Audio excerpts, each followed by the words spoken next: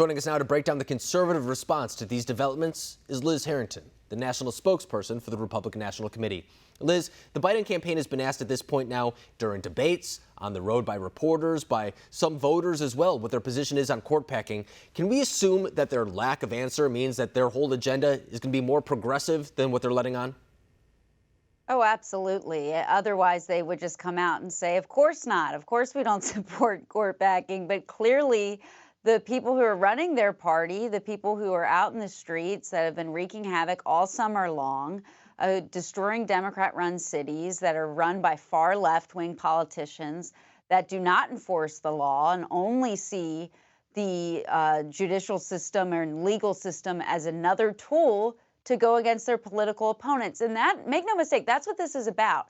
Democrats have made it very clear, and you saw it all throughout today during the first day of the confirmation hearings for Judge Amy Coney Barrett.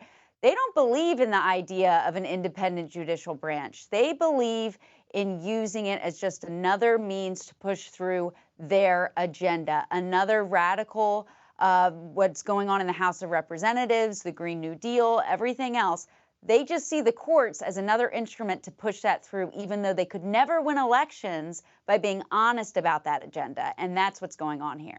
And Liz, many of our viewers, for example, may be hearing this news about Governor Cuomo and former acting Attorney General Sally Yates being considered for the position of Attorney General in a hypothetical Biden administration. That may be very surprising to a lot of people, but are they stuck in their own echo chamber, or is this as shocking of a development as many people are saying? It's actually unbelievable, especially when looking at the coronavirus response in New York, which was probably one of the worst because of Governor Cuomo's policy of forcing patients back into nursing homes. And now he's denying that he ever did that. It's a disgrace. The idea that he even shows his face in public and now he's hawking a book in the midst of all of this, it's really shameful. But this just shows Democrats reward failure.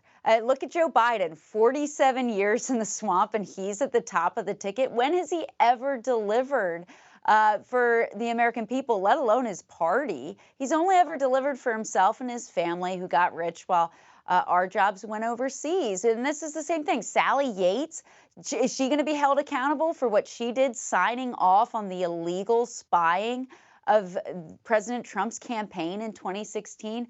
But they don't care. They never have any accountability within their own party. They reward bad behavior, and this is just more of the same, so it shouldn't surprise anyone.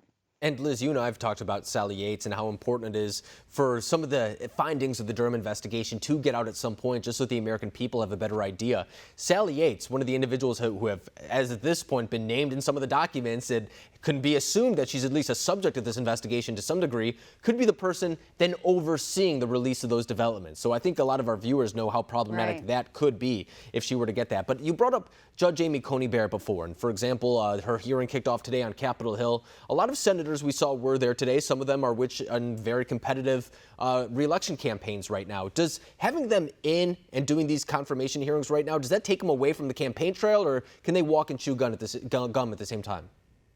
I think it's very important, especially for Republicans, to continue going forward with this nomination, because it's what we ran on. It's fulfilling our promises. It's following the Constitution.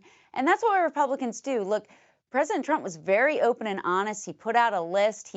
On that debate stage with Hillary Clinton, she wouldn't be honest about the kind of judge she would appoint, but he was. And he said, I want to appoint justices who will be like the late Antonin Scalia. And that's exactly what he's done. And you look at Judge Amy Coney Barrett, she's unimpeachable. Her credentials are impeccable.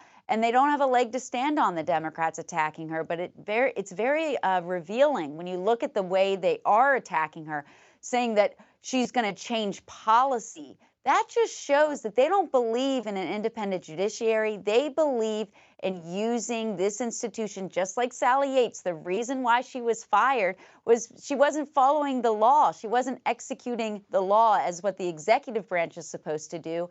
They don't want the judicial branch to interpret the law. They want the judicial branch to make the law. They want it to be corrupted like every other institution that they touch, and taken over by the radical left and this far left radical ideology. And it's so outside of the mainstream, but they're revealing that they do not believe in our Constitution and the separation of powers and checks and balances anymore. And it really needs to be rejected come November 3rd.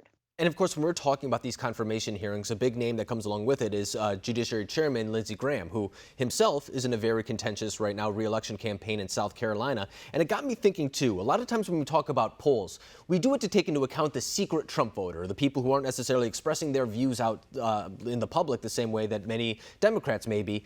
Does that apply for people down the ballot as well? So, for example, Lindsey Graham, when they see the polling numbers coming out of South Carolina, should our viewers be taking that into mind, too, saying that there might be a little bit of a Trump bump as well? Well, absolutely. With President Trump at the top of the ticket, it really helps everyone on the Republican side. Remember, he wasn't on the ballot in 2018, but the Republicans that did really well in 2018 were the ones that ran on the Supreme Court issue, that ran on originalist judges. It was a reaction, really, are gaining more seats to the overreaction of what the Democrats did in the character assassination and the just hysterical, awful treatment of Justice Brett Kavanaugh, now Justice Brett Kavanaugh. So people should learn the lessons of what happened in 2016 and in 2018, and absolutely 2020. We get a bump just by nature of President Trump being at the top of the ticket. You see those crowds. He's already back out on the campaign trail because he wants to be back out there and wants to work so hard for Americans and get his message out. And look at the crowds lining up for hours on end in Florida. It's incredible to see, and that energy and enthusiasm helps all Republicans, and that energy we're definitely going to capitalize come November 3rd. No, and enthusiasm isn't necessarily reflected in polls. I think that's something, too, that a lot of people have to keep an eye out for. It's one thing to ask a group of 10 people and see how representative it is of the rest of the country, but to get those people out to the ballot box is a whole nother issue. I think you're right on to say that. But Liz Harrington, I appreciate you coming on the program tonight, breaking down where we stand in regard to the 2020 race. Thank you.